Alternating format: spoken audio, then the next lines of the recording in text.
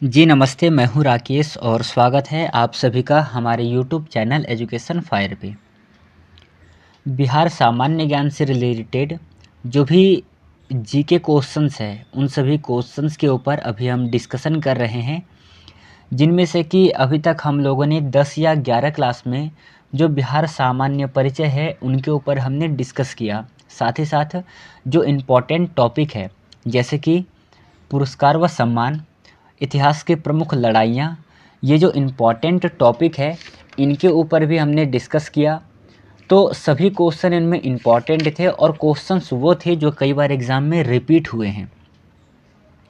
आज के इस सेशन में भी हम कुछ इस प्रकार से ही डिस्कस करेंगे, देखेंगे सभी क्वेश्चन को डिटेल में, सभी क्वेश्चन को विस्तृत रूप में पढ़ते चलेंगे ताकि कोई भी एग्ज़ाम हो, यदि हम एग्ज़ाम हॉल में बैठे हो तो वहाँ पर हमें सॉल्व करने में कोई भी परेशानी, कोई भी दिक्कत ना हो। चलिए इन बातों को ध्यान में रखते हुए आप अपने साथ कॉपी और एक पेन लेकर के बैठिएगा। जो भी क्वेश्चन आपको इम्पॉर्टेंट लगे आपके एग्ज़ाम के लिए उसे आप अपने कॉपी में नोट डाउन कर लेना। करते हैं शुरू पहले नंबर के क्वेश्चन से। पहला क्वेश्चन है, अंडमान और निकोबार द्वीप समूह की उच्चतम चोटी कौन सी है? अंडमान और निकोबार द्वीप समूह की उच्चतम चोटी कौन सी है? उत्तर हो जाएगा आपका सैडल नामक जो चोटी है वो अंडमान और निकोबार द्वीप समूह की सबसे उच्चतम चोटी है। चलिए अगला क्वेश्चन देखिएगा। अगला क्वेश्चन है कि लक्षद्वीप की राजधानी कहाँ पर है? सही उत्तर हो जाएगा कवारत्ती जो है लक्षद्वीप की राजधानी है। इम्पॉर्टेंट क्वेश्चन है, ये आपको याद रखना है। अगला है विश्व जनसंख्या दिवस कब मनाया जाता है? जो इम्पॉर्टेंट डे है, यहाँ से भी आपके एग्ज़ाम में प्रश्न पूछे जाते हैं। तो इम्पॉर्टेंट डे के ऊपर मैं एक अलग से सेशन करूँगा। अलग से जितने भी इम्पॉर्टेंट दिवस है, जो भी महत्वपूर्ण दिवस है, कब कब मनाया जाता है, वो किसके उपलक्ष्य में मनाया जाता है, इन सभी को एक सेशन में डिटेल रूप में देखेंगे। फिलहाल में विश्व जनसंख्या दिवस कब मनाया जाता है? तो 11 जुलाई को विश्व जनसंख्या दिवस मनाया जाता है, ये आपको याद रखना है। अगला है भारत का राष्ट्रीय खेल क्या है? सही उत्तर है हॉकी जो है भारत का राष्ट्रीय खेल है और इसी में एक व्यक्ति का नाम आता है मेजर ध्यानचंद। ठीक है, मेजर ध्यानचंद, इनको हॉकी का जादूगर कहा जाता है। ठीक है, हॉकी का जादूगर कौन है? तो हॉकी का जादूगर मेजर ध्यानचंद को कहते हैं। अब आप कहोगे क्यों कहते हैं? क्योंकि जब ये खेलते थे तो इनका स्टिक पकड़ने का इनका अभ्यास इतना था कि मान के चलो कि वो अपनी स्टिक में बॉल को चिपका लिए हों, चुंबक से चिपका लिए हो, इस प्रकार लोगों को लगता था। कई बार उनके जो हॉकी स्टिक है उनको भी चेक किया गया, इसलिए इनको किस उपाधि से का विभूषित किया गया है? हॉकी का जादूगर इसे कहा जाता है, मेजर ध्यानचंद को। ये हो गया भारत का। और यदि मैं बात करूं कि बिहार का राजकीय खेल क्या है, तो बिहार का राजकीय खेल हो जाएगा आपका कबड्डी। ये भी आपको याद रखना है। चलिए अगला क्वेश्चन देखना है। अगला क्वेश्चन है कि कुचिपुड़ी कहाँ का नृत्य शैली है? सही उत्तर है आंध्र प्रदेश जो है यहाँ का नृत्य है। क्या चीज़? कुचिपुड़ी कहाँ का नृत्य है? आंध्र प्रदेश का। ये आंध्र प्रदेश जो है 1953 में इसकी स्थापना की गई थी। किसके आधार पे? ये की गई थी भाषाई आधार पे, और भाषाई आधार पर बनने वाला ये प्रथम राज्य था। ये भी आपको स्मरण रखना है। अगला है उबेर कप का संबंध किस खेल से है? इसका है बैडमिंटन से। ठीक है, इसके अलावा बैडमिंटन से और कौन कौन से कप संबंधित है? एक हो जाएगा आपका थॉमस कप। थॉमस कप भी किससे रिलेटेड है? बैडमिंटन से रिलेटेड है। दूसरा है सुदीरमन कप। सुदीरमन कप भी किससे संबंधित है? ये भी बैडमिंटन से संबंधित है। तो बैडमिंटन से 3 कप संबंधित है। कौन कौन सा? पहला हो गया थॉमस कप, सुदीरमन कप और उबेर कप। ये तीनों ही कप बैडमिंटन से रिलेटेड है। अगला क्वेश्चन है मानव शरीर में कुल हड्डियों की संख्या कितनी है? उत्तर हो जाएगा आपका 206। अगला क्वेश्चन है पृथ्वी का एकमात्र उपग्रह कौन सा है? चंद्रमा जो है पृथ्वी का एकमात्र उपग्रह है। ठीक है, चलिए अगला क्वेश्चन देखिएगा। नेक्स्ट क्वेश्चन आपके स्क्रीन बोर्ड पे है कि मैन ऑफ डेस्टिनी किसे कहा जाता है? तो ये जो नेपोलियन होते हैं, नेपोलियन को मैन ऑफ डेस्टिनी कहा गया है। पर यदि यहाँ पर थोड़ा सा प्रश्न चेंज करके पूछ लेगा कि भारत का नेपोलियन किसे कहा गया है, तब जा कर के यहाँ पर आपका उत्तर हो जाएगा समुद्रगुप्त को कहा गया है भारत का नेपोलियन। ठीक है, ये भी आपको याद रखना है। अगला क्वेश्चन है, नेक्स्ट क्वेश्चन हो जाएगा आपका कि नाटो NATO इसका मुख्यालय कहाँ पर स्थित है? मुख्यालय हो जाएगा आपका ब्रुसेल्स में। सबसे पहले देखिएगा, जो नाटो है इसके संस्थापक कौन हैं? संस्थापक हो जाएंगे आपके संयुक्त राज्य अमेरिका। इनके द्वारा जो नाटो एक ऑर्गेनाइजेशन है, संगठन है, इसकी स्थापना की गई थी। इसकी स्थापना कब की गई थी? 1949 में की गई थी। ठीक है, इसमें जो है 32 मेंबर है। पहले 31 मेंबर थे, वर्तमान समय में 32 मेंबर है। 32वां मेंबर कौन है? 32वां मेंबर है स्वीडन। और 31वां मेंबर कौन सा है? 31वां मेंबर है इसका फिनलैंड। फिनलैंड इसका 31वां मेंबर है। इसके अध्यक्ष कौन है? यदि मैं बात करूं इसके अध्यक्ष की, तो इसके अध्यक्ष का नाम है मार्क रुट्टी। क्या नाम है? मार्क रुट्टी। ये इसका अध्यक्ष है, किसके? नाटो की। और नाटो का फुल फॉर्म क्या है? North Atlantic Treaty Organization. ठीक है, तो ये सभी आपके एग्जाम के लिए इम्पोर्टेंट है, आपको ध्यान में रखना है। अगला है, जिम्नास्टिक खेल में प्रत्येक पक्ष में कितने खिलाड़ी होते हैं? तो आपका उत्तर हो जाएगा प्रत्येक पक्ष में 8 खिलाड़ी होते हैं, ये भी आपको याद रखना है। अगला क्वेश्चन है, गंगा नदी का अन्य नाम क्या है? अन्य नाम हो जाएगा आपका भागीरथी नदी। भागीरथी नदी के ऊपर ही एक बांध बनाया गया है। कौन सा बांध है? टिहरी बांध है। और ये कहाँ पर स्थित है? ये हो जाएगा आपका देहरादून में स्थित है।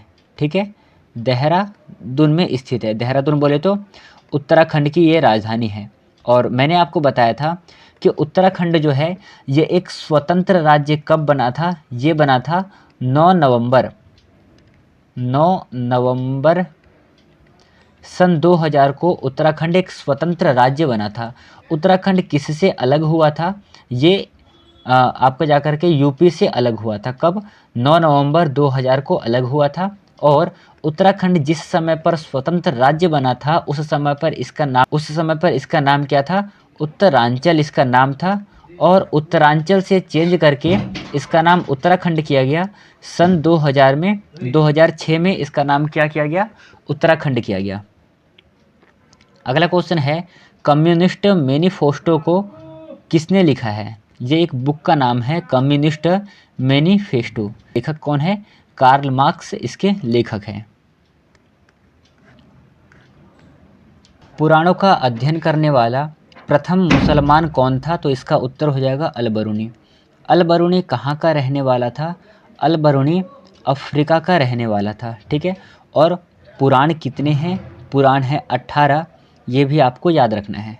अगला क्वेश्चन है, भारत में सबसे भयानक अकाल बंगाल में कब पड़ा था?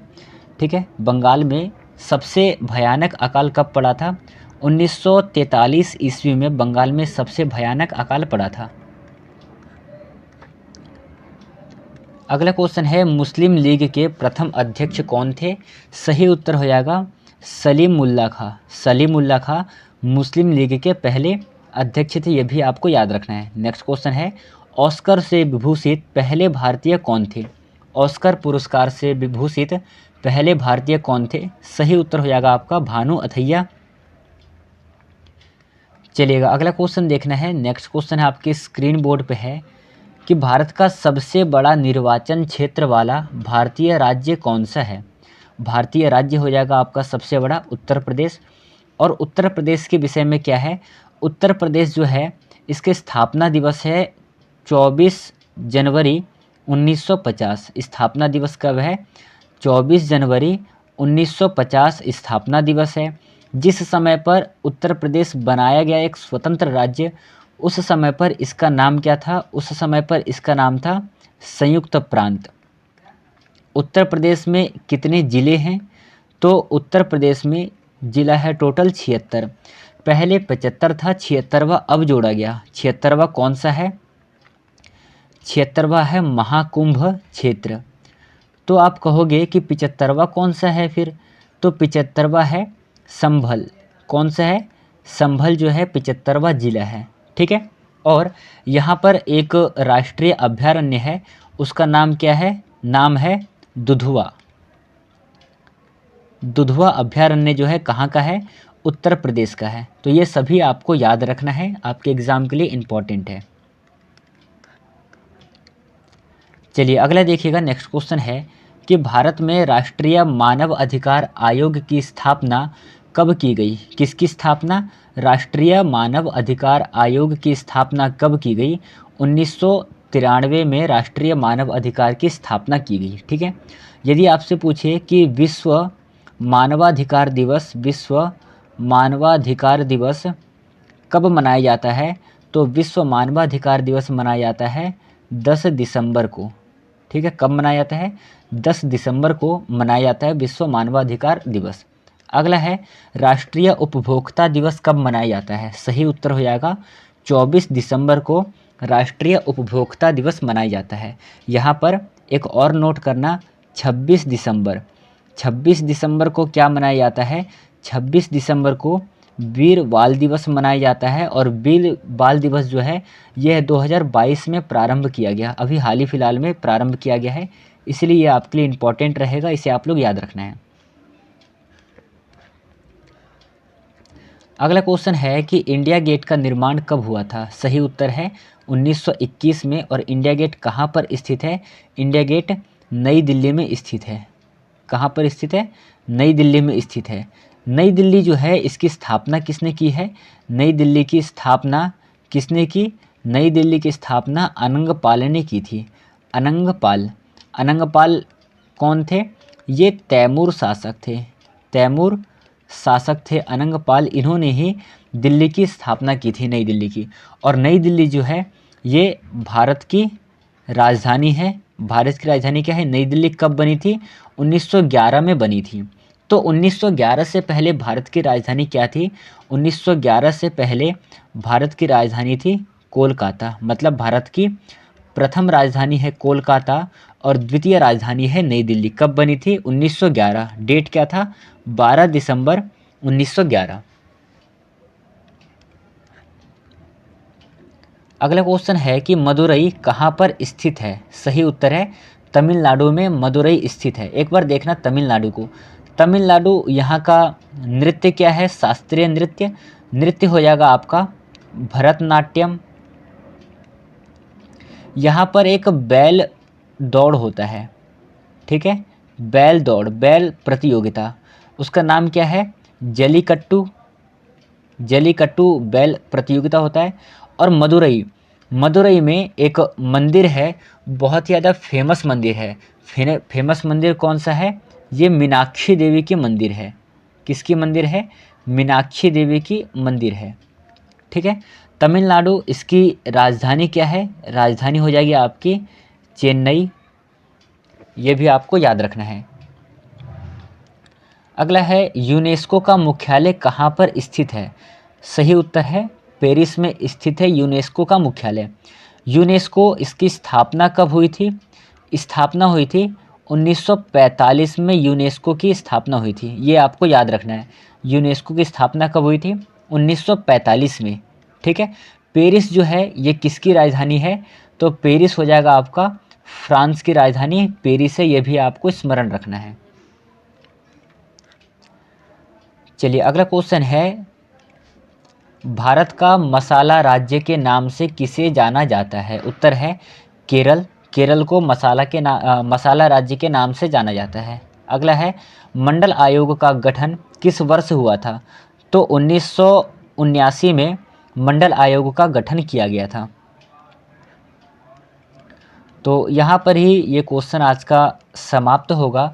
जो भी क्वेश्चंस थे मैंने आपको कराया है और उसका विस्तृत रूप में हमने क्या किया है, डिटेल रूप में, और क्या क्या क्वेश्चन बन सकते हैं उन सभी को हमने देखा है। तो चलिए आज के इस सेशन को हम यहीं पे समाप्त करेंगे। हम डेली 9 PM पे ये क्लास आपको यूट्यूब पे अवेलेबल कर देंगे। जो लोग देखते होंगे उनको पता है किस प्रकार से प्रश्न पूछे जाते हैं और शायद यदि उन लोगों ने पहले का पेपर देखा होगा तो उनको पता लग रहा होगा। जो भी नए हैं वो पढ़ कर के देखिए, आपको अच्छा लगेगा। और यदि अच्छा लगे तो आप चैनल को सब्सक्राइब कर लीजिए ताकि जो भी नोटिफिकेशन हो वो आप तक जल्दी पहुँचे। चलिए आज के इस सेशन को हम यहीं पे समाप्त करेंगे, मिलेंगे कल के सेशन में। तब तक के लिए आप सभी को धन्यवाद। अपना ध्यान रखना, पढ़ते रहना।